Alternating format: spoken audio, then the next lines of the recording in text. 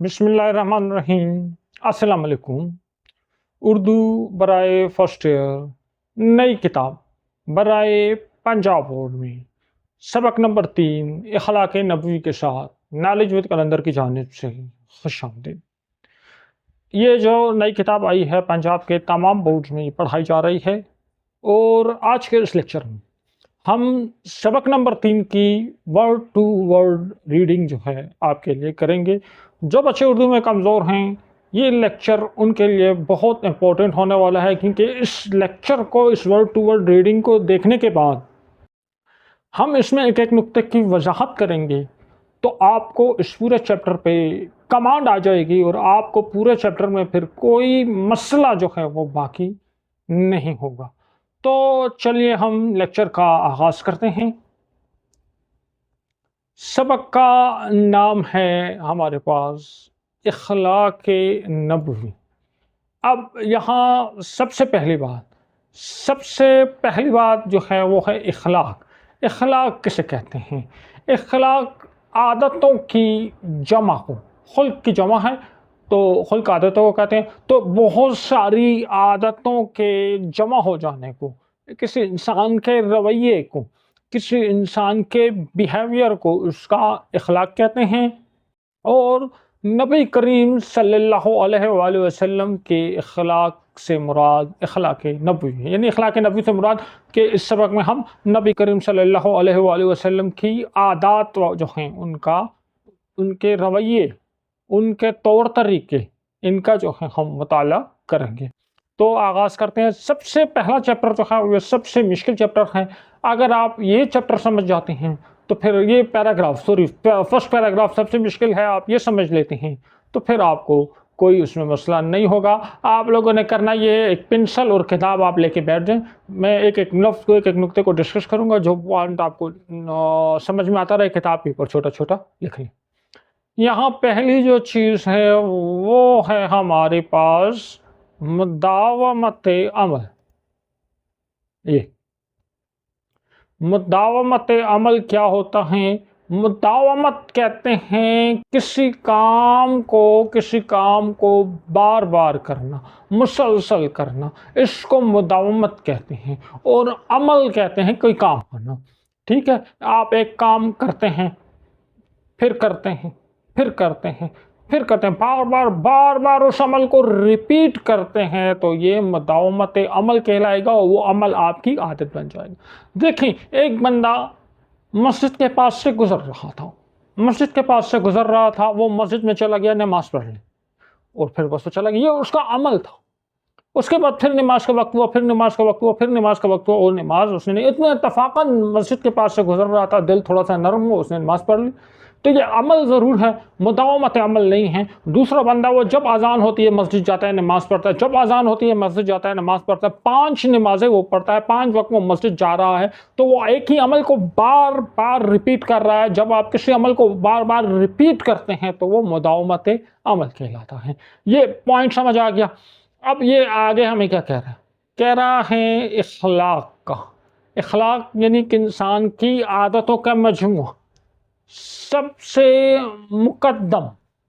مقدم کہتے ہیں اہم، فرسٹ سٹیپ۔ کوئی کام کر رہے ہیں تو اس کا سب سے اہم، سب سے فرسٹ سٹیپ، تو اخلاق کا سب سے مقدم اور ضروری مطلب امپورٹنٹ پہلو پارٹ یہ ہے کہ انسان جس کام کو اختیار کرے۔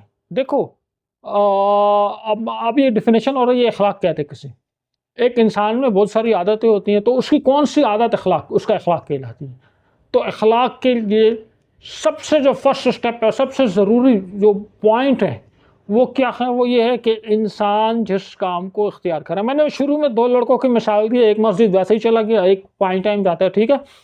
اختیار کرے مطلب کسی کام کا کرنا۔ آپ کو آپشنل سبجیکٹ دیے جاتے ہیں، آپ اس میں سے کیمسٹری، بایولوجی اور میتھس، فزکس، یہ سبجیکٹس آپ سلیکٹ کر لیتے ہو، الیکٹو، ٹھیک ہے، ان سبجیکٹ کو آپ سلیکٹ کر لیتے ہو، سلیکٹو سبجیکٹ ہوتے ہیں، یعنی آپ کے پاس اور بھی آپشن ہوتے ہیں، آپ اس میں سے کسی ایک سبجیکٹ کو سلیکٹ کر لیتے ہو، اس کو کہتے ہیں اختیار کرنا۔ انسان کے پاس دو اختیار ہیں، وہ نماز نہ پڑھے، وہ نماز پڑھے۔ وہ سچ نہ بولے، وہ سچ بولے، تو ان دونوں میں سے کسی ایک کو اختیار کر لیں۔ اب جو بھی اختیار کرے، تو جو اختیار کر لے وہ اس کا اخلاق نہیں ہوگا۔ کب تک نہیں ہوگا؟ لیکن انسان اگر ایک عادت کو اختیار کر لے، اس پر اس قدر استقلال کہتے ہیں آزادی کو، انڈیپینڈنس کو، کوئی پریشر نہ ہو، آپ کوئی کام کرتے ہیں اور آپ کے اوپر کوئی پریشر ہو، کسی کے دباؤ میں آپ یہ کام نہیں کر رہے، کے ساتھ قائم رہے، ڈٹا رہے، ڈٹ جائے، ٹھیک ہے؟ یعنی آپ ایک عادت کو اختیار کرتے ہیں اور پھر آپ اس کے اوپر قائم رہیں۔ نماز پڑھنا، میں نے مثال دی، آپ نے ایک دن نماز پڑھ لی اور پھر آپ نے نماز نہیں پڑھی، نہیں، آپ ہر ٹائم ایک عادت آپ نے اختیار کر لی نماز پڑھنے کی، پھر آپ ہر ٹائم نماز پڑھتے رہو۔ سچ بولنا ایک عادت آپ نے اختیار کر لی، پھر اس طرح نہیں ہے صبح سچ بولا، دوپہر کو جھوٹ بول لیا، شام کو جھوٹ بول لیا، نہیں، جب سچ بولنے کی عادت آپ نے اختیار کر لی پھر اس پر ڈٹ جاؤ۔ اس طرح نہیں کہ کسی کے پریشر میں، آزادی سے آپ وہ اختیار کرو، گویا وہ اس کی فطرت ثانیہ بن جائے، اس طرح ڈٹ جاؤ کہ وہ اس کی فطرت ثانیہ بن جائے، ٹھیک ہے؟ یہ اخلاق ہے۔ فطرت ثانیہ کیا ہوتی ہے؟ فطرت ہوتی ہے نیچر، انسان کی فطرت ہے، ٹھیک ہے؟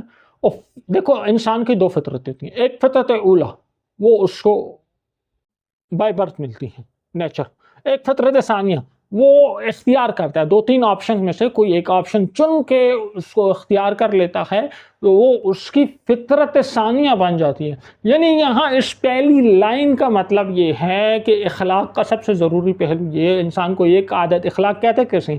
انسان کو ایک عادت اختیار کر لے، پھر اس پہ ڈٹ جائے، آزادی سے، استقلال سے ڈٹ جائے، اور اتنا ڈٹ جائے کہ وہ اس کی فطرت ثانیہ بن جائے۔ دو آپشن ہیں، آپ جھوٹ بولیں، آپ سچ بولیں۔ آپ نے سچ بولنے والا آپشن سلیکٹ کر لیا، اب آپ اس آپشن پر ڈٹ جائیں، اتنا سچ بولیں کہ لوگ آپ کی فطرت ہی بن جائے، لوگ کہیں کہ یہ بندہ کبھی جھوٹ نہیں بولتا، اس کی تو فطرت ہے سچ میں۔ آپ نماز با جماعت پڑھیں، اتنا پڑھیں کہ لوگ آپ کو کہیں نمازی، کیونکہ اس نے کبھی کوئی نماز قضا ہی نہیں کی، ہر وقت با جماعت نماز پڑھتا ہے، تو لوگ اس کو نمازی کہیں گے۔ تو یہ نمازی ہونا اس کا اخلاق ہے، یہ سچ بولنا اس بندے کا اخلاق ہے۔ کیوں اس کا اخلاق ہے؟ کیونکہ اس نے ایک عادت لے لی اور اس پہ قائم رہا۔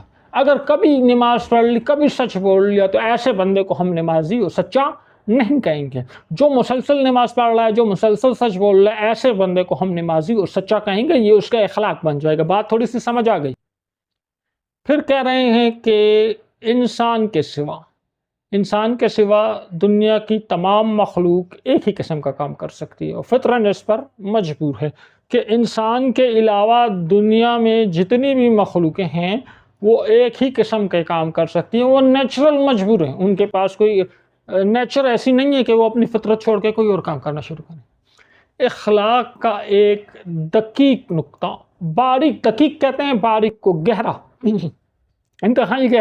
انتہائی باریک نقطہ یہ ہے کہ انسان اپنے لیے اخلاق حسنہ اچھا اخلاق کا جو پہلو پسند کرے۔ دو اخلاق ہیں، جھوٹ بولنا، سچ بولنا۔ آپ اخلاق حسنہ، اچھا اخلاق کون سا ہے؟ سچ بولنا۔ اب آپ سچ بولنا پسند کر لیں اور اس شدت سے پابندی کرے، اس شدت سے پھر اس پابندی کرے، فالو کرے، اور اس طرح دائمی مطلب پرماننٹ، اور غیر متبدل مطلب انچینجیبل طریقے سے اس پر عمل کرے، گویا وہ اپنے اختیار، اپنی مرضی کے باوجود اس کام کرنے پر مجبور ہے۔ بات سمجھ آ گئی؟ کہہ رہے ہیں اخلاق کا ایک باریک پہلو یہ ہے کہ انسان جو اخلاق سلیکٹ کر لے، جو عادت سلیکٹ کر لے، اور پھر اس کو بہت سختی سے فالو کرے، دائمی ہو، ہمیشہ فالو کرے، غیر متبدل، تبدیل نہ ہو۔ اس طرح نہیں صبح سچ بولا، دوپہر کو جھوٹ بول لیا، پھر شام کو پھر جھوٹ بول لیا، نہیں، سچ بولنا سلیکٹ کر لیا تو ہمیشہ سچ بولو۔ اگر تم سچ بھی بول رہے، جھوٹ بھی بول رہے ہو، تو پھر سچ بولنا تمہارے اخلاق نہیں ہوں گے۔ سچ بولنا تمہارا اخلاق اس وقت ہوگا جب تم اس پہ پرماننٹ رہو، انچینجیبل ہو جائے، ٹھیک ہو گیا، اور اس کا اختیار ہو، تمہارے پاس اختیار ہے، تم جھوٹ بولو، تم سے ایک کام پوچھی گئی، ایک بات پوچھی گئی، تمہارے پاس اختیار ہے، تم جھوٹ بولو، لیکن جھوٹ بولنے کے اختیار کے باوجود تم سچ بولو۔ آزان ہو گئی، آپ کے پاس آپشن ہے، آپ چاہو آپ چاہو تو نماز پڑھنے نہ جاؤ، لیکن آپ چاہو تو نماز پڑھنے نہیں جا سکتے، اس کے باوجود آپ نماز پڑھنے جاؤ، اور لوگ دیکھتے دیکھتے یہ یقین کر لیں کہ اس شخص سے اس کے علاوہ اور کوئی بات سرزد ہو ہی نہیں سکتی، کہ لوگوں کو بھی یقین آ جائے یار کہ اس بندے سے، میں نے شروع میں بات کہی تھی نا، اس کے علاوہ کوئی بات سرزد ہو نہیں سکتی. ٹھیک ہے، گویا اس سے یہ افعال بہت سارے کاموں کو جمع کر لو تو افعال کہتے ہیں. سچ بولنا، صبح جلدی اٹھنا، بوڑھوں کو سلام کرنا، راستے سے پتھر ہٹانا، یہ سب افعال ہیں. اس طرح صادر ہوتے ہیں، اس طرح انجام پاتے ہیں. یعنی یہ بندہ، اس میں یہ عادتیں ہیں، یہ اس طرح اس سے انجام پاتی ہیں جیسے آفتاب سے روشنی. ٹھیک ہے، تو آپ نے سچ بولنے کی عادت اپنے لیے سلیکٹ کر لی. اب آپ ہر بات پہ سچ بول رہے ہو، ہر بات پہ سچ بول رہے ہو، تو لوگ جو ہیں، لوگ بھی کہیں گے یار کہ یہ تو اس سے سچ بولنے کے علاوہ تو اس سے کام ہو ہی نہیں سکتا. اور یہ سچ بولنے کا کام اس طرح ہوتا ہے جس طرح سورج سے روشنی، آفتاب سورج کو کہتے ہیں، جس طرح سورج سے روشنی آ رہی ہے اس طرح یہ سچا آدمی ہے، ہمیشہ سچ بولتا ہے، یہ نمازی آدمی ہے، ہمیشہ نماز پڑھتا ہے. ٹھیک ہے، درخت سے پھل، پھول سے خوشبو، یہ خصوصیات ان سے کسی حالت میں الگ نہیں ہو سکتی. سورج سے روشنی الگ ہو سکتی؟ نہیں. درخت سے پھل الگ ہو سکتے ہیں؟ نہیں. درخت ہمیشہ پھل دے گا. پھول سے خوشبو الگ ہو سکتی ہے؟ نہیں. تو اخلاق کہتے ہی اسی کو ہیں، اس عادت کو جو جس طرح روشنی سورج سے جڑی ہوئی ہے، کوئی عادت آپ سے اس طرح جڑ جائے، جس طرح روشنی سورج سے الگ نہیں ہو سکتی، وہ عادت آپ سے الگ نہیں ہو سکتی، یہ آپ کا اخلاق کہلائے گا. اس کا نام استقامت حال. استقامت کہتے ہیں مضبوطی سے کسی کام پہ ڈٹ جانا، اور حال کہتے ہیں، اچھا صوفیزم میں حال ایک کیفیت کا نام ہے جب انسان روحانی طور پہ بہت بلندی پہ چلا جاتا ہے.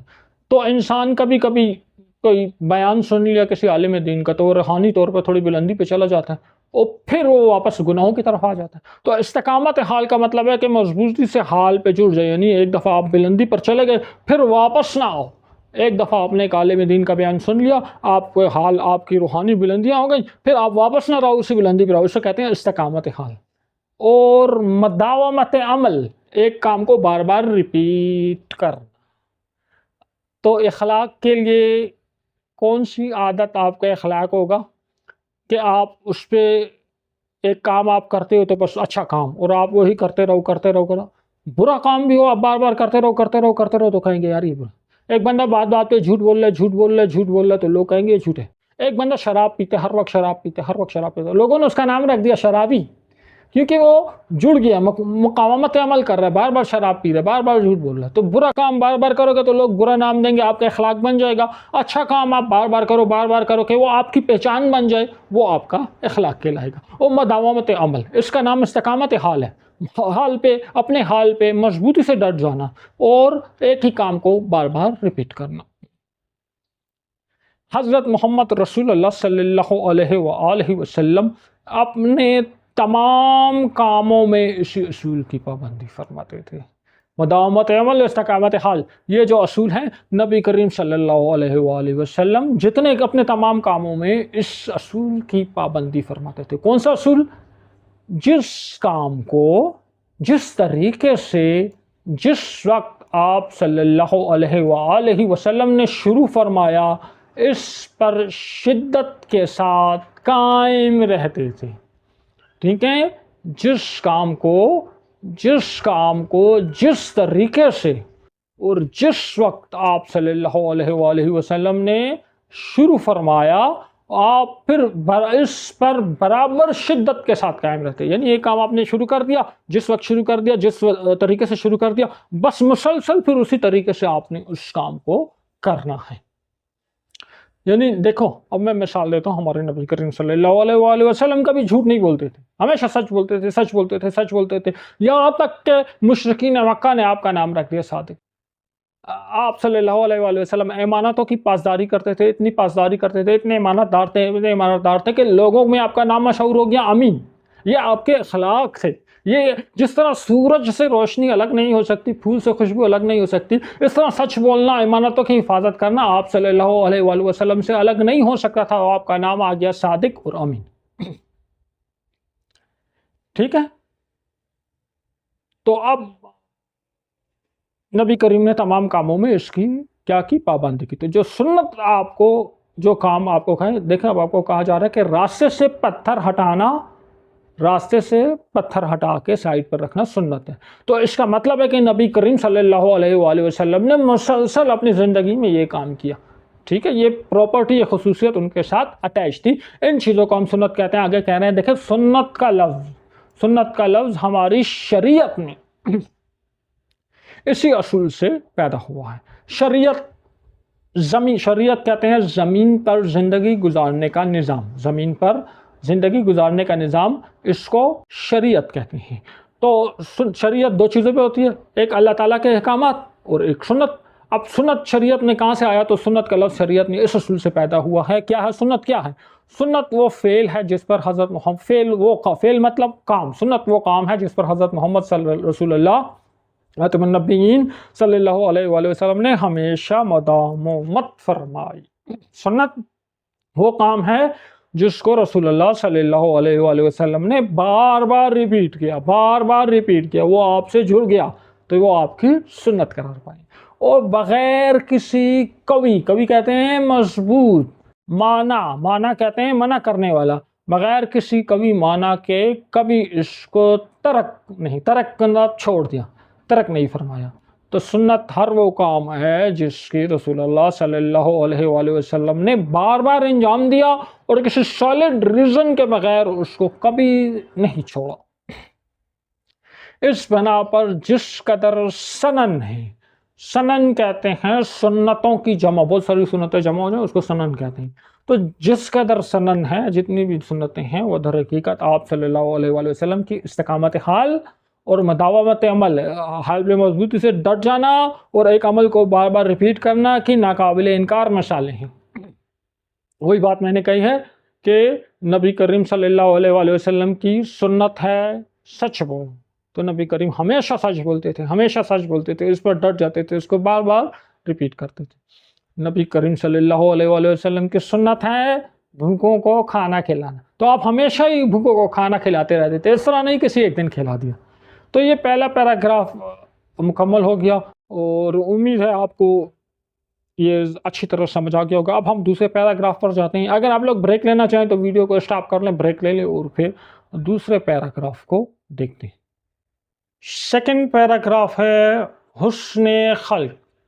حسن کہتے ہیں خوبصورتی کو اور خلق کہتے ہیں مزاج یا رویے کو. تو حسن خلق کا مطلب یہ ہوا دوسروں کے ساتھ نرمی سے پیش آنا.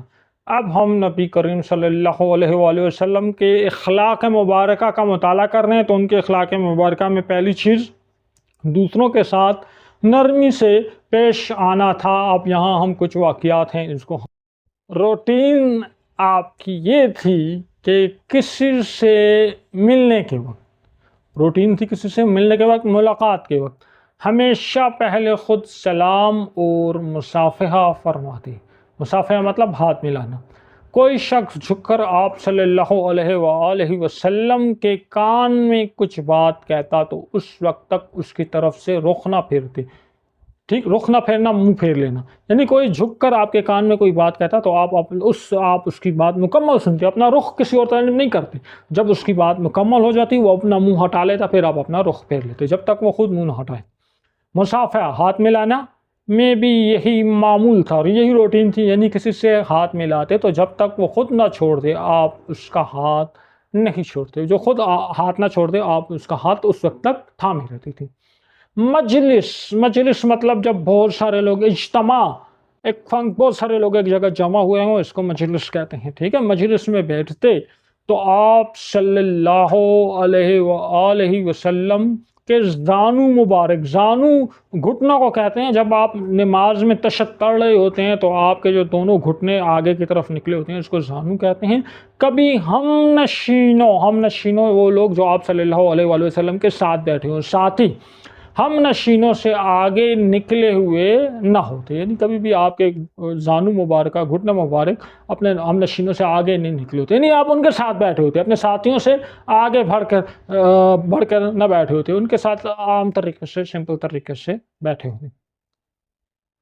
اکثر نوکر چاکر غلام خدمت اقدس، خدمت اقدس ایک ادب کا لفظ ہے، جب کسی بلند سرکار، بلند ہستی کے سامنے کوئی عام سا بندہ پیش ہوتا ہے تو وہ کہتا ہے خدمت اقدس میں حاضر ہوا۔ تو نبی کریم صلی اللہ علیہ وآلہ وسلم دونوں جہانوں کے سردار ہیں، تو جب کوئی آپ کے سامنے پیش ہوتا تو وہ کہتا ہے کہ آپ کی خدمت اقدس میں حاضر ہوا۔ یہ ادب سے یہ جملہ بولا جاتا ہے۔ پانی لے کر آتے تو غلام وغیرہ پانی لے کے آتے کہ آپ خاتم النبیین صلی اللہ علیہ وآلہ وسلم اس میں ہاتھ ڈال دیں تاکہ متبرک ہو جائے، برکت والا ہو جائے۔ تو اکثر غلام ریکویسٹ کرتے تھے کہ پانی ہے، آپ ذرا اس میں ہاتھ ڈال دیں تاکہ یہ شفا آ جائے، برکت والا ہو جائے۔ جاڑوں کہتے ہیں سردیوں کے دن، اور صبح کا وقت ہوتا، مارننگ ٹائم ہوتا، تاہم آپ صلی اللہ علیہ وآلہ وسلم کبھی انکار نہ فرماتے، لیکن آپ صلی اللہ علیہ وآلہ وسلم کبھی بھی انکار نہیں فرماتے تھے۔ صبح کا وقت ہوتا تھا، سردی ہوتی تھی، سخت سردی میں ٹھنڈا پانی ہوتا تھا، آپ کو کہتے تھے آپ اپنا ہاتھ اس میں ڈپ کریں، تو آپ نے کبھی انکار نہیں کیا۔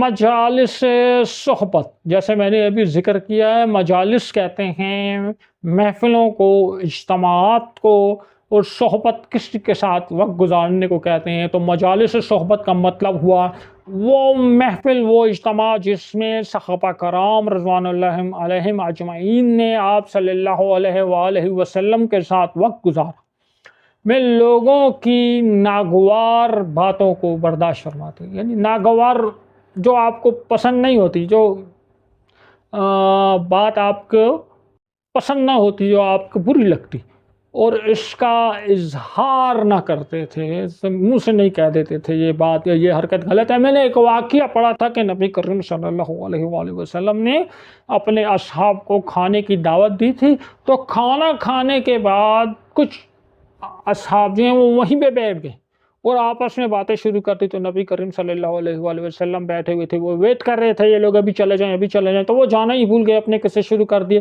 تو یہ بات، یہ حرکت نبی کریم صلی اللہ علیہ وآلہ وسلم کو بری لگی، ناگوار گزری، لیکن انہوں نے منہ سے ان کو نہیں کہا کہ اب آپ تشریف لے جائیں، وہ انتظار کیا جب تک وہ خود سے نہ گئے، ان کو آپ نے نہیں کہا کہ آپ چلے جائیں۔ پھر بعد میں اللہ تعالیٰ نے ایک آیت مبارکہ نازل کی کہ جب نبی کے گھر کھانا کھانے جاؤ تو کھانا کھا کے فوراً وہاں سے چلے جایا کرو۔ تو یعنی کوئی بات نبی کریم صلی اللہ علیہ وآلہ وسلم کو اگر ناپسند ہوتی تھی تو آپ کیا کرتے تھے؟ منہ سے فوراً نہیں کہہ دیتے تھے، اس کا اظہار نہیں کرتے تھے۔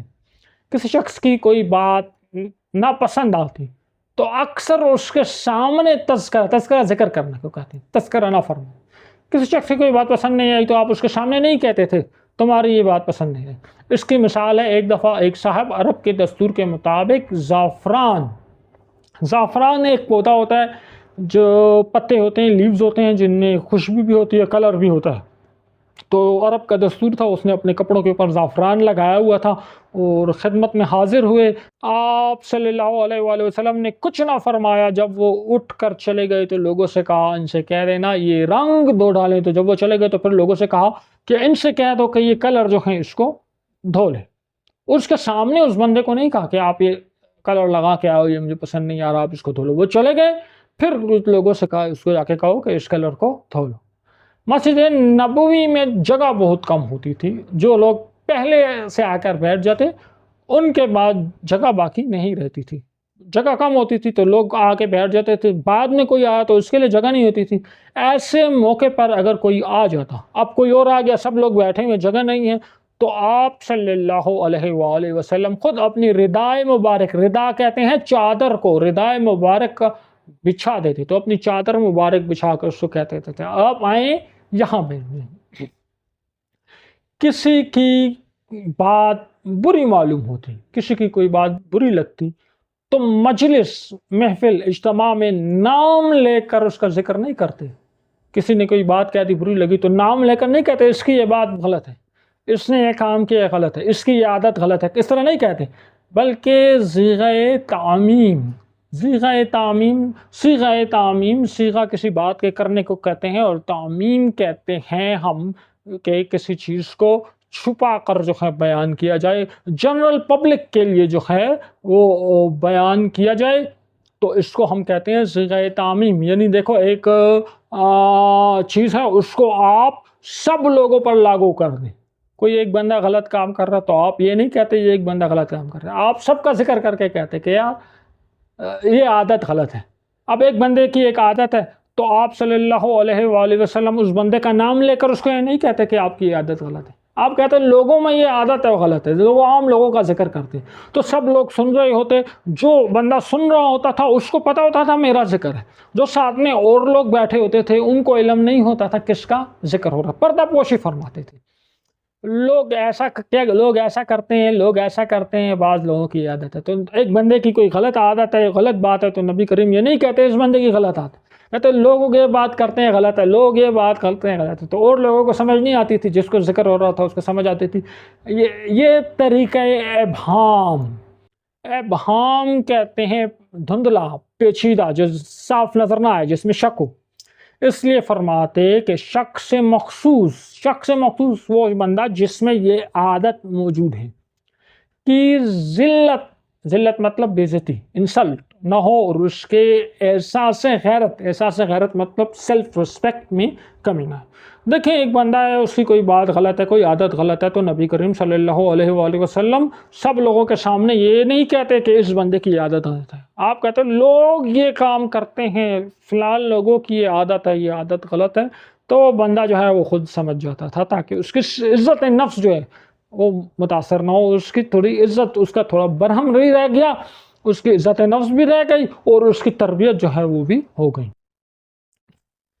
اگلا پیراگراف ہے ایثار. ایثار کا مطلب ہے اپنی ضرورت کے باوجود دوسروں کو ترجیح دینا. ٹھیک ہے، نبی کریم کے اخلاق میں ایک صفت جو ہے وہ ایثار بھی تھی. اب دیکھو میں آپ کو سمجھاتا ہوں. میرے پاس 2 روٹیاں پڑی ہیں، میں نے ایک روٹی کھا لی، میرا پیٹ بھر گیا. مجھے بھوک لگی ہے، میرے پاس 2 روٹیاں تھیں، میں نے ایک روٹی کھا لی، میرا پیٹ بھر گیا. وہ ایک روٹی میں نے اللہ کی راہ میں کسی بھوکے کو دے دی، میں نے خیرات کر دی. ٹھیک ہے، یہ عام رویہ. لیکن میرے پاس 2 روٹیاں پڑی ہوئی ہیں، مجھے بھوک بھی لگی ہوئی ہے، ایک روٹی میری ضرورت ہے، میں نے وہ دونوں روٹیاں اللہ کی راہ میں کسی بھوکے کو دے دی. تو اس کو کہتے ہیں ایثار کرنا. اپنی ضرورت کی چیز کسی اور کو، اپنی ضرورت پوری کرنے کے بجائے کسی اور کو عطا کر دینا، اس کو ایثار کہتے ہیں. اور آپ صلی اللہ علیہ وآلہ وسلم کے اخلاق مبارکہ میں ایک عادت ایثار تھی. آپ اس کو دیکھتے ہیں کہ آپ صلی اللہ علیہ وآلہ وسلم کی اخلاق و عادات میں جو وصف، جو پراپرٹی سب سے زیادہ نمایاں ہے، سب سے زیادہ آپ نمایاں واضح ہے، جس کا اثر ہر موقع پر نظر آتا تھا، وہ ایثار تھا. دیکھو آپ کسی کے ڈرائنگ روم میں جاؤ، وہاں 50-60 چیزیں، 100 چیزیں پڑی ہوں گی، لیکن اس کے ڈرائنگ روم میں جو وال ہے، دیوار پر ایک فریم لگا ہوا ہے، فریم میں ایک تلوار لگی ہوئی ہے یا کسی جانور کا سر پڑا ہوا ہے. وہ اتنی نمایاں ہوگا کہ آپ بس اس کو ہی دیکھتے رہو گے، تو اور چیزیں ہیں اس کی طرف آپ کی نظر نہیں جائے گی. تو اگر ایک چیز اتنی نمایاں ہو جائے، اتنی امپورٹنٹ ہو جائے کہ باقی چیزوں کو دھندلا دے، تو اس کو ہم کہتے ہیں نمایاں ہونا. تو نبی کریم صلی اللہ علیہ وآلہ وسلم کے اخلاق و عادات میں جو صفت سب سے زیادہ نمایاں تھی وہ آپ کا ایثار فرمانا تھا. اولاد سے آپ صلی اللہ علیہ وآلہ وسلم کو بے انتہا مطلب انلیمیٹڈ محبت تھی، اور ان میں حضرت سیدہ فاطمہ الزہرا سلام اللہ علیہا اس قدر عزیز تھی، اس قدر ان سے محبت تھی کہ جب آتی فرط محبت کے جذبات میں مغلوب ہو کے، جذبات میں ایک دم آپ فرط محبت سے کھڑے ہو جاتے. تو جب بی بی تشریف لاتی تو آپ محبت کے جذبات میں آ کے ایک دم ان کا استقبال کرنے کھڑے ہو جاتے ہیں. پیشانی کو بوسہ، پیشانی جگہ کہتے ہیں، اس جگہ بوسہ دیتے اور اپنی جگہ پر بٹھاتے، اور جہاں خود بیٹھے ہوتے تھے وہیں ان کو بھی اپنے ساتھ بٹھاتے. تاہم حضرت سیدہ فاطمہ الزہرا سلام اللہ علیہا کی اسرت اور تنگ دستی، ٹھیک ہے، اسرت کہتے ہیں پریشانی کو یا مالی مشکلات کو، اور تنگ دستی کہتے ہیں ہاتھ تنگ ہو جانا، آمدنی کم ہونا اور خرچے زیادہ ہونا کا یہ حال تھا. اچھا یہاں میں ایک وضاحت کرنا چاہوں گا، جو ہستیوں کے بارے میں جب ہم کہتے ہیں وہ اسرت تھی، تنگ دستی تھی، تو وہ غلط فہمی جنم لے لیتی ہے کہ یہ غریب تھے. تو یہ غریب نہیں تھے، یہ سردار تھے، عرب کے سردار تھے. ٹھیک ہے، میں آپ کو ایک مثال دیتا ہوں. اگر ایک آدمی ایک آدمی کی انکم، ڈیلی انکم 10 لاکھ روپے، کیا آپ اس کو کہہ سکتے ہو یہ غریب ہے؟ نہیں کہہ سکتے نا، 10 لاکھ روپے ڈیلی انکم. لیکن اسی آدمی کا ڈیلی خرچہ جو ہے 11 لاکھ روپے، انکم 10 لاکھ ہے، خرچہ. تو ہم یہ تو نہیں کہہ سکتے یہ غریب ہے، ہم کہیں گے یہ تنگ دست ہے، یا یہ مالی مشکلات کا شکار ہے، یا بزنس میں کسی کو لوز ہو گیا تو ہم کہیں گے یہ مالی مشکلات کا شکار ہے. تو ان مقدس ہستیوں کے بارے میں جب ہم پڑھتے ہیں، ان کے گھر میں فاقے ہوتے ہیں، غربت ہوتی ہے، تنگ دستی ہوتی ہے، تو اس کا یہ مطلب نہیں یہ غریب تھے. اس کا یہ مطلب ہے ان کو جتنا مال ان کو ملتا تھا یہ اظہار کر دیتے تھے، سارا اللہ کی راہ میں تقسیم کر دیتے تھے. تو یہ بات ذرا مائنڈ میں رہنی چاہیے، ٹھیک ہے. ان کی اسرت اور تنگ دستی کا یہ حال تھا کہ گھر میں کوئی خادمہ نہ تھی.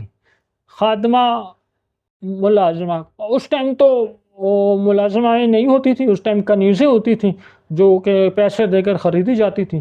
تو ان کا یہ حال تھا کہ گھر کے کام کرنے کے لیے کوئی خادمہ جو ہے وہ گھر میں موجود نہیں تھی.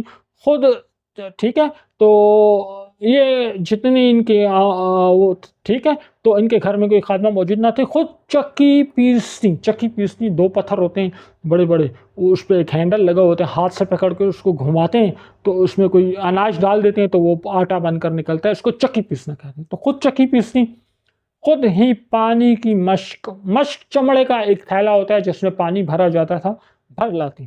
تو خود ہی کنویں پر چلے جاتی، وہاں سے پانی کی مشق بھر کر لے آتی، خود ہی اپنے گھر میں چکی جو ہے وہ پیستی.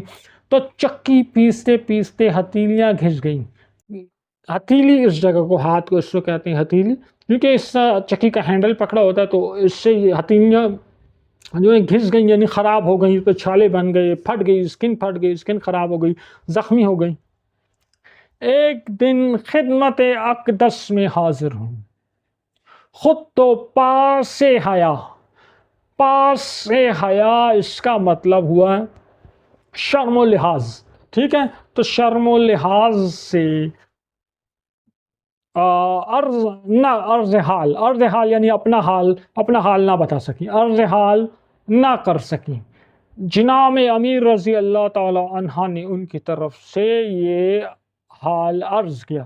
جناب امیر سے مراد حضرت علی علیہ السلام ہے. تو حضرت علی نے حضرت فاطمہ الزہرا سلام اللہ علیہ کی جانب سے ان کی جو اپلیکیشن تھی وہ بیان کی اور درخواست کی اور یہ ریکویسٹ کی کہ فلاں غزوہ وہ جنگ جس میں نبی کریم صلی اللہ علیہ وآلہ وسلم خود شامل ہوں، جو کنیزیں آئی تھیں، جو کنیزیں مال غنیمت میں آئی تھیں، ان میں سے ایک کنیز مل جائے، تو ایک کنیز آپ ہمیں جو ہیں عنایت فرما دیں. یہاں میں سٹاپ کرتا ہوں اپنی بات کو 1 منٹ کے لیے. ایک پوائنٹ میں ڈسکس کرنا چاہوں گا. تو اسلام پر یہ اعتراض کیا جاتا ہے کہ جی وہ کنیز اور غلام کا سسٹم لایا ہے، ٹھیک ہے. اب یہ سسٹم اسلام نہیں لایا، یہ اسلام سے پہلے تھا. اسلام سے پہلے کا یہ سسٹم ہے. یہ آپ ہسٹری دیکھو تو رومن ہسٹری آپ دیکھ لو، کوئی ہسٹری آپ دیکھ لو، اس میں یہ کنیزوں غلاموں والا سسٹم تھا. ہوتا کیا تھا کہ جنگ ہوتی تھی تو تمام مردوں کو اور بچوں کو قتل کر دیا جاتا تھا. عورتوں اور بچوں کو جو ہے غلام بنا لیا جاتا تھا. ان کو قتل نہیں کیا جاتا تھا، عورتوں کو غلام بنا لیا جاتا تھا، کنیز بنا لیا جاتا تھا. بچوں کو پھر وہ بڑے ہو جاتے تھے ان کو غلام بنا لیا جاتا تھا. تو اکثر لوگ جو ہیں اسلام پہ اعتراض کرنے والے اس چیز پہ اعتراض کر دیتے ہیں. اچھا ابھی جن خواتین کو جنگ میں ان کے والد بھائی وغیرہ سب جو ہیں قتل ہو چکے ہوتے تھے، ان کو کنیز بنایا ہوا ہوتا تھا، ان کی کوئی حق نہیں تھا، کوئی حقوق نہیں تھے، کوئی لائف رائٹس نہیں تھے، جانوروں والا سلوک ہوتا تھا ان سے. اسلام نے ان کنیزوں کو، ان غلاموں کو حقوق نہیں. میرے نبی کریم صلی اللہ علیہ وآلہ وسلم نے اپنے آخری خطبے میں ارشاد فرمایا جو تم خود کھاؤ وہ ان غلاموں کو بھی کھلاؤ، جو خود پہنو ان کو بھی پہناؤ. اسلام نے باقاعدہ ان کے حقوق رکھے ہیں اور اسلام نے غلاموں کنیزوں کو آزاد کرنے پر اجر و ثواب رکھا ہے. بہت سے گناہوں کے کفارہ یہ رکھ دیا کہ جی غلام آزاد کرو. تو اسلام نے اس طرح اس کو ڈسکوریج کیا. غلام سسٹم کو رفتہ رفتہ آہستہ آہستہ جو ہے ختم کیا گیا. اب اعتراض اسلام پہ اعتراض کرنے والے پھر اعتراض کرتے ہیں جی یہ غلام سسٹم، یہ کنیز سسٹم غلط تھا، اسلام نے ایک دم ختم کیوں نہیں کر. جس طرح شراب کو حرام کہہ دیا اس کو بھی حرام کہہ دیتے. تو بھائی اس وقت ہر گھر میں کنیزیں غلام موجود تھے. یہ وہ کنیزیں، یہ وہ خواتین تھیں جن کے کوئی تھا نہیں اس دنیا میں، جن کے والد بھائی خاوند سب جو ہیں قتل ہو چکے تھے. اب ہر گھر میں کنیز موجود تھی، ان کو آزاد کر دیا جاتا تو یہ کہاں جاتے؟ اس موضوع پر جو ہے پھر کبھی انشاءاللہ ڈسکس کریں گے. تو اسلام نے رفتہ رفتہ جو ہے اس سسٹم کو پھر ختم کیا. تو اس پر انشاءاللہ کبھی ایک ڈیبیٹ کریں گے آپ کے ساتھ. آپ خاتم النبیین صلی اللہ علیہ وآلہ وسلم نے ارشاد فرمایا. اچھا جب ان کی بیٹی نے ایک کنیز ایک خادمہ مانگی تو آپ نے کیا ارشاد فرمایا؟ آپ نے ارشاد فرمایا ابھی اصحاب صفہ کا انتظام نہیں ہوا. اصحاب صفہ کے مسجد نبی میں نبی کریم صلی اللہ علیہ وآلہ وسلم نے ایک چبوترا بنایا ہوا تھا، ایک سیکشن بنایا ہوا تھا، اس کو مقام صفہ کہتے تھے. وہاں کچھ اصحاب تھے، نبی کریم ان کو تربیت کرتے تھے، ان کی ٹریننگ کرتے تھے، ان کو اصحاب صفہ کہا ہوا تھا. تو فرمایا ابھی اصحاب صفہ کا انتظام نہیں ہوا، جب تک ان کا بندوبست نہ ہو لے میں کسی اور طرف توجہ نہیں دے سکتا. ابھی اصحاب صفہ ہیں، ان کے لیے کوئی ارینجمنٹ نہیں ہوئی ہے، تو پہلے ان کے لیے میں ارینجمنٹ کر لوں پھر میں کسی اور طرف توجہ دوں گا. فی الحال میں آپ کو کنیز نہیں دے سکتا. نیکسٹ پیراگراف ہے، اس کو دیکھتے ہیں، وہ ہے تواضع. اب تواضع کہتے ہیں عاجزی کو، انکساری کو. دیکھو انسان کے پاس جب بہت سارے پیسے آ جائے یا کوئی اچھی پوسٹ پہ جاب مل جائے یا کوئی مقام مل جائے تو اس کا لب و لہجہ بدل جاتا ہے. وہ اپنے جیسے لوگوں کے ساتھ بیٹھنا چھوڑ دیتا ہے. حالانکہ عام لوگ تو چھوڑو، وہ اپنے رشتہ داروں کے ساتھ، اپنے گھر والوں رشتہ داروں کے ساتھ بھی بیٹھنے کو باعث شرم سمجھتے ہیں، تو وہ کسی اور لیول پر چلا جاتا ہے. تو جس انسان کے پاس تھوڑے پیسے آ جائے، کوئی مقام آ جائے، تو اس کا گفتگو کا انداز، اس کے طور طریقے بدل جاتے ہیں. لیکن تواضع، عاجزی، انکساری اس کو کہتے ہیں کہ انسان جتنا بلند مقام پر چلا جائے وہ اسے عام سے لہجے میں، عام سے اس میں جو ہے وہ گفتگو کرتا ہے، اس میں کوئی غرور تکبر اس میں نہ ہو. اس کو تواضع کہتے ہیں. تو نبی کریم صلی اللہ علیہ وآلہ وسلم کے اخلاق میں ایک سب سے اہم پوائنٹ جو ہے وہ عاجزی اور انکساری تھی. اللہ کو بھی عاجزی اور انکساری پسند ہے. تو اب ان کی عاجزی دیکھو کہ گھر کے کام کاج خود کرتے. گھر کے کام جتنے بھی کام تھے آپ اپنے گھر کے، کوئی خادم نہیں رکھا ہوا تھا، خود کرتے. کپڑوں میں پیوند لگاتے. کپڑا کوئی پھٹ جائے تو کیا کرتے ہیں؟ اس کو ہٹا کے ہم دوسرا کپڑا لے لیتے. فار ایگزامپل ایک کپڑا یہاں سے پھٹ گیا تو اس پھٹی ہوئی جگہ پہ کسی اور کپڑے کا ٹکڑا لے کے لگا کے اس کو سی لینا، اس کو پیوند لگانا کہتے تھے. تو آپ کپڑوں میں پیوند لگا، کپڑا پھٹ گیا تو اس میں کسی اور جگہ سے کپڑا لے کر اس میں لگا کے پیوند لگا لیتے. گھر میں خود جھاڑو دیتے، دودھ دو لیتے. دودھ دو لینا یعنی جانور سے دودھ نکال لینا. بازار سے سودا لاتے. اب یہ سارے کام گھروں میں غلام یا ملازم لوگ ہیں وہ کرتے ہیں. دونوں جہانوں کا سردار، یہ معمولی کام ہے، یہ بھی خود کر رہے ہیں، اپنے ہاتھوں سے خود کر رہے ہیں. تو یہ عاجزی تھی، یہ انکساری تھی. جوتی پھٹ جاتی تو خود گانٹ لیتے، اس میں سی لیتے، اس پہ گڑا لگا لیتے. گدھے کی سواری سے آپ صلی اللہ علیہ وآلہ وسلم کو آر نہ تھی. گدھے پہ سواری کرنے سے کوئی شرم نہ تھی. تو لوگ جو ہیں وہ گھوڑوں پہ سواری، اونٹوں پہ سواری کرتے تھے. تو گدھے کی سواری کو باعث شرم سمجھا جاتا تھا کہ عام غریب لوگ یا چھوٹے موٹے لوگ جو ہیں وہ گدھوں پر سواری کرتے تھے. تو آپ صلی اللہ علیہ وآلہ وسلم نے کبھی بھی اس چیز سے شرم نہیں کی. غلاموں مسکینوں کے ساتھ بیٹھتے تھے اور ان کے ساتھ کھانا کھانے سے پرہیز نہ تھا. تو آج کل بھی ہم دیکھیں کوئی اپنے ملازموں کے ساتھ بیٹھنے کا سوال ہی پیدا نہیں ہوتا. تو اس زمانے میں بھی لوگ ملازموں کے ساتھ، غریب لوگوں کے ساتھ نہیں بیٹھتے تھے، لیکن اللہ کے رسول ان کے ساتھ بیٹھ جاتے تھے، ان کے ساتھ کھانا کھا لیتے. پرہیز مطلب کسی کام سے منع ہونا، تو پرہیز نہ تھا، یعنی آپ نے کبھی بھی اس کام سے منع نہیں کیا. ایک دفعہ گھر سے باہر تشریف لائے لوگ، تعظیم مطلب رسپیکٹ کو اٹھ کھڑے ہوئے. فرمایا اہل عجم، ایک ہوتے ہیں اہل عرب، جو آج کل تو سعودی عرب ہے، اس کو حجاز کہتے تھے. تو جو حجاز میں رہتے تھے وہ اہل عرب ہوتے تھے، اور جو حجاز سے باہر رہتے تھے ان کو اہل عجم کہتے تھے. تو اہل عجم کی طرف تعظیم کے لیے نہ اٹھو. تو ایک دن نبی کریم صلی اللہ علیہ وآلہ وسلم گھر سے باہر تشریف لائے تو جتنے لوگ تھے وہ سب کھڑے ہو گئے. تو آپ نے فرمایا اہل عجم کی طرح، عرب سے باہر والے لوگوں کی طرح، رومنز کی طرح، ایرانیوں کی طرح میرے رسپیکٹ کے لیے کھڑے نہ ہوں. اس طرح بیٹھتے کہ امتیازی مطلب جس میں فرق ہو، ڈفرنس ہو. ٹھیک ہے. امتیازی حیثیت کی بنا پر کوئی آپ کو پہچان نہ سکتا۔ دیکھیں، آپ اپنے ایک اسکول کی گروپ فوٹو لے لیں، آپ کسی کو بھی دکھائیں تو وہ فوراً بتا دے گا یہ آپ کا ٹیچر ہے، یہ گروپ لیڈر ہے، یہ ٹیچر ہے، کیونکہ وہ تھوڑا سا ڈفرنٹ ہوتا ہے۔ تو نبی کریم صلی اللہ علیہ وآلہ وسلم جب اپنے اصحابہ کرام رضوان اللہ علیہم اجمعین کے ساتھ بیٹھے ہوتے تھے تو اس طرح بیٹھے ہوتے تھے، باہر سے کوئی آ جاتا تو وہ پہچان نہیں سکتا تھا اس میں اللہ کا رسول کون ہے، اس میں عام آدمی کون ہے، ٹھیک ہے۔ کسی مجمع میں جاتے، مجمع جہاں بہت سارے لوگ جمع ہوں، کوئی محفل، کوئی اجتماع، تو جہاں جگہ ملتی بیٹھ جاتے، جہاں جگہ ملتی وہاں بیٹھ جاتے۔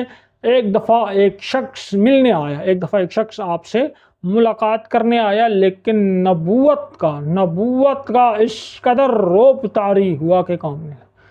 ایک شخص آپ سے ملاقات کرنے آیا لیکن وہ ڈر گیا، میں اللہ کے رسول سے کلام کر رہا ہوں، تو اس بات پہ نبوت کے رعب سے وہ خوف سے کانپنے لگا۔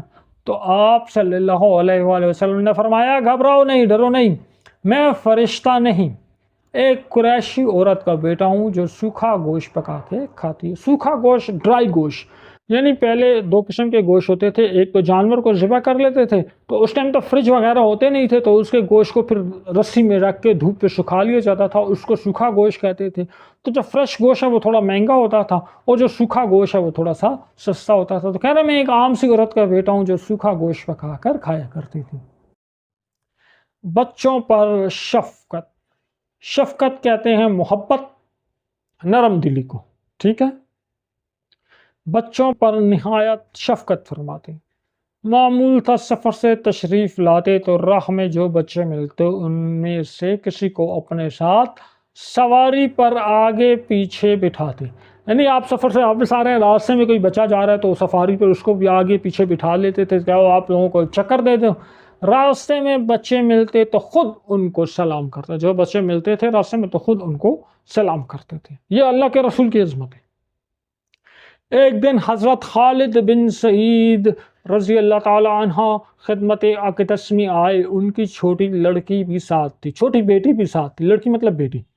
سرخ رنگ کا کرتا بدن پر تھا، یعنی اس بچی نے ریڈ کلر کا جو فراک ہے، قمیض ہے، وہ پہنی ہوئی تھی۔ آپ صلی اللہ علیہ وآلہ وسلم نے فرمایا سنا سنا، حبشی زبان۔ اچھا دیکھو، پہلے جو عرب تھا، عرب کے آگے ایک سمندر ہے چھوٹا سا، اس سمندر کے آگے افریقہ ہے، وہاں ایک بستی ہے، اس کو حبشہ کہتے تھے، حبش کہتے تھے، ٹھیک ہے۔ تو وہاں جو لوگ رہنے والے تھے وہ حبشی کہلاتے تھے، تو وہاں جو لینگویج بولی جاتی تھی اس کو حبشی لینگویج کہتے تھے، اس کا تلفظ جو ہے تھوڑا سا ڈفرنٹ تھا۔ تو چونکہ ان کی پیدائش حبش میں ہوئی تھی، اس لیے آپ صلی اللہ علیہ وآلہ وسلم نے اس مناسبت سے حبشی تلفظ میں حسنہ کی بجائے سنا کہا ہے۔ تو حبشی تو حبشہ کی رہنے والی تھی، تو اس تلفظ سے اس بچی کے ساتھ جو ہے بات کی۔ یہ محبت اور شفقت مسلمان بچوں تک محدود نہ تھی، بلکہ مشرکین کے بچوں پر بھی اسی طرح لطف مطلب مہربانی، جو مشرکین کے بچے ہیں ان پر بھی اسی طرح مہربانی فرماتے۔ ایک دفعہ ایک غزوہ میں چند بچے جھپٹ میں آ کے مارے گئے۔ جھپٹ کہتے ہیں اچانک حملہ ہو جانا، ٹھیک ہے، اچانک سے فوراً سے کسی جگہ پہ حملہ کر دیا جاتا تو اس میں ہم کہتے ہیں جھپٹ کہتے ہیں، ٹھیک ہے، بے اختیاری اچانک حملہ کیا گیا۔ تو ایک غزوہ ہو رہا تھا، اس میں مسلمانوں نے ایک جگہ پہ اچانک حملہ کر دیا، تو حملے میں کافر تو مارے گئے لیکن وہاں کچھ بچے تھے وہ جو ہیں وہ بھی اس میں مارے گئے۔ آپ صلی اللہ علیہ وآلہ وسلم کو خبر ہوئی تو نہایت آزاردہ غمگین ہو گئے، آزار ہو گئے، غمگین ہو گئے۔ ایک صاحب نے کہا یا رسول اللہ صلی اللہ علیہ وآلہ وسلم، وہ مشرکین کے بچے تھے، کافروں کے بچے تھے۔ آپ نے فرمایا مشرکین کے بچے بھی تم سے بہتر ہیں، خبردار بچوں کو قتل نہ کرو، ہر جان خدا کی فطرت پر پیدا ہوتی ہے، یعنی یہ جو بچے جو پیدا ہوتے ہیں یہ تو اللہ کے دین پہ پیدا ہوتے ہیں، ان میں تو ابھی سمجھ نہیں ہوتی، یہ بچے ناسمجھ ہیں، معصوم ہیں، یہ آپ سے بہتر ہیں۔ معمول تھا جب فصل کا نیا میوہ مطلب نیا پھل خدمت اقدس میں پیش کرتا تو حاضرین مطلب یعنی نبی کریم بیٹھے ہوئے ہیں، ان کے ارد گرد جتنے لوگ موجود ہیں وہ حاضرین ہیں، تو اس وقت کوئی نیا پھل نیا میوہ لاتا تو جو سب سے زیادہ کم عمر یعنی چھوٹا بچہ ہوتا اس کو عنایت فرماتے۔ تو یعنی جب کسی نئی فصل کا کوئی نیا میوہ آتا تو اس وقت محفل میں جو سب سے چھوٹا بچہ ہوتا تھا آپ اس کو وہ پھل جو ہیں وہ دے دیتے۔ بچوں کو چومتے اور ان سے پیار کرتے تھے، بچوں کے بوسے لیتے تھے۔ ایک دفعہ آپ صلی اللہ علیہ وآلہ وسلم اسی طرح بچوں کو پیار کر رہے تھے۔ ایک بدوی کہتے ہیں ولیجر کو، دیہاتی کو، گاؤں کا رہنے والا، سادہ سے لوگ، اس نے کہا آپ لوگ بچوں کو پیار کرتے ہیں، میرے 10 بچے ہیں مگر اب تک میں نے کسی کو پیار نہیں کیا۔ آپ صلی اللہ علیہ وآلہ وسلم نے فرمایا اللہ تعالیٰ نے اگر تمہارے دل سے محبت چھین لی تو میں کیا کروں؟ یعنی جو بچوں کو پیار نہیں کر رہا تو اس سے اللہ تعالیٰ نے اس کے دل سے محبت چھینی ہوئی ہے۔ اگلا پیراگراف ہے لطف طبع۔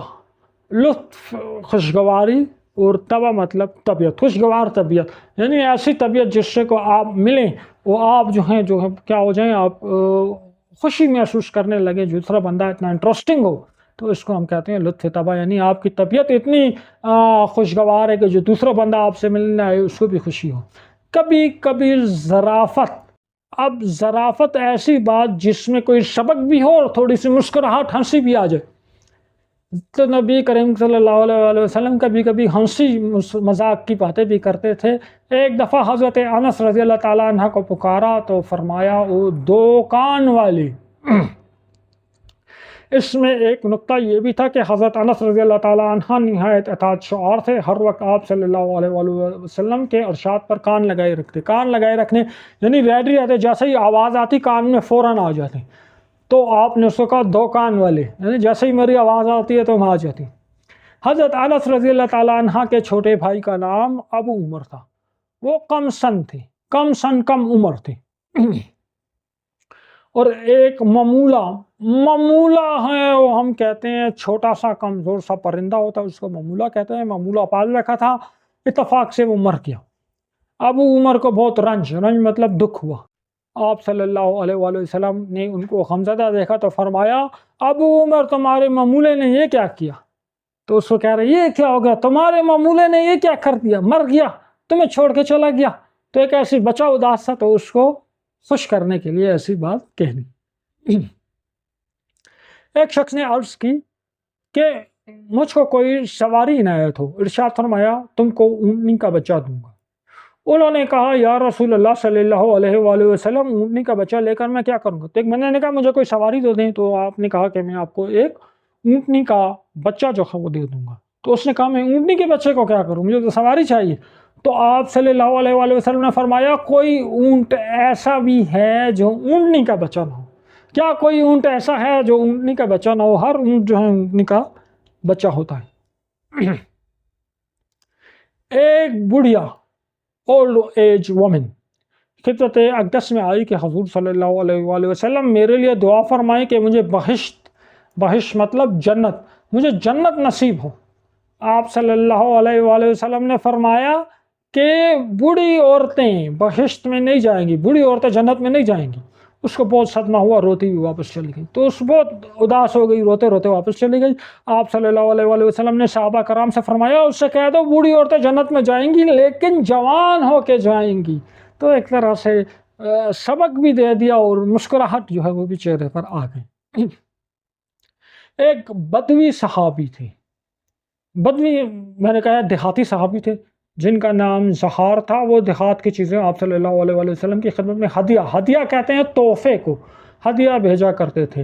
ایک دفعہ وہ شہر میں آئے، گاؤں سے جو چیزیں لائے تھے ان کو بازار میں فروخت کر رہے تھے۔ شہر سے آئے، گاؤں سے چیزیں لے کے آئے تھے، شہر میں بازار مارکیٹ میں سیل کر رہے تھے۔ اتفاقاً آپ صلی اللہ علیہ وآلہ وسلم ادھر سے گزرے، اتنے میں زہار رضی اللہ تعالیٰ عنہ کے پیچھے جا کر ان کو گود میں دبا لیا، پیچھے سے جا کر ان کو پکڑ لیا۔ انہوں نے کہا کون ہے، چھوڑو۔ مڑ کر دیکھا تو سرور عالم صلی اللہ علیہ وآلہ وسلم تھے۔ آپ صلی اللہ علیہ وآلہ وسلم نے فرمایا کوئی اس غلام کو خریدتا ہے؟ بولے یا رسول اللہ صلی اللہ علیہ وآلہ وسلم مجھ جیسے غلام کو جو شخص خریدے گا نقصان اٹھائے گا، یعنی مجھے جو خریدے گا اس کا تاوان ہو جائے گا، میں کسی کام کا نہیں۔ آپ صلی اللہ علیہ وآلہ وسلم نے فرمایا لیکن خدا کے نزدیک تمہارے دام کہتے ہیں قیمت کو، تمہارے دام زیادہ ہیں۔ ایک شخص نے شکایت کی کہ میرے بھائی کے شکم کہتے ہیں پیٹ کو میں گرانی ہے، گرانی یعنی بوجھل ہے، بھاری پن ہے۔ فرمایا شہد پلاؤ، دوبارہ آیا، شہد پلایا، شکایت اب بھی ہے۔ آپ صلی اللہ علیہ وآلہ وسلم نے پھر شہد پلانے کی ہدایت کی، سے بارہ مطلب تیسری بار آئے، پھر وہی جواب دیا، چوتھی بار آئے تو فرمایا خدا سچا ہے، شہد میں شفا ہے، تمہارے بھائی کا پیٹ جھوٹا ہے، اللہ سچ بولتا ہے، شہد میں شفا ہے، تمہارے بھائی کا پیٹ جھوٹ بول رہے ہیں، جا کر شہد پلاؤ، پھر شہد پلاؤ، اب کی بار پلایا تو شفا ہو گئی۔ میدا میں مادہ فاسد انوانٹیڈ مٹیریل، ایکسٹرا زہریلے مادے، اس کو مادہ فاسد کہتے ہیں۔ کثرت مطلب بہت زیادہ سے موجود تھا، جب پورا تنکیہ ہو گیا یعنی ریموول ہو گیا، پورا تنکیہ ہو گیا تو گرانی جاتی رہی۔ اس ایک پیراگراف اور رہ گیا، اولاد سے محبت، تو اس لیکچر کو یہاں سٹاپ کرتے ہیں، اگلے لیکچر میں جو اگلا پیراگراف ہے اس کو بھی ریڈ کر لیں گے، اور اس کے بعد اس سبق کی جو مشق ہے وہ بھی اسی طریقے سے آپ اگر ریکویسٹ کریں تو اسی طریقے سے وہ آپ کے لیے ہم ریپرزینٹ کریں گے۔ تو ویڈیو پسند آئی ہے اس کو لائک کریں، دوستوں کے ساتھ شیئر کریں، چینل کو سبسکرائب کریں، کوئی بات ہو کوئی سجیشن ہو کمنٹ سیکشن میں ضرور بتائیں۔ آپ چاہتے ہیں ہم مزید اسباق جو ہیں ان کو بھی اسی طرح ریڈنگ کریں تو کمنٹ سیکشن میں ہمیں جو ہے آپ ضرور بتائیں۔ نیکسٹ ویڈیو میں ملاقات ہوگی، اپنا خیال رکھیے گا، اللہ حافظ۔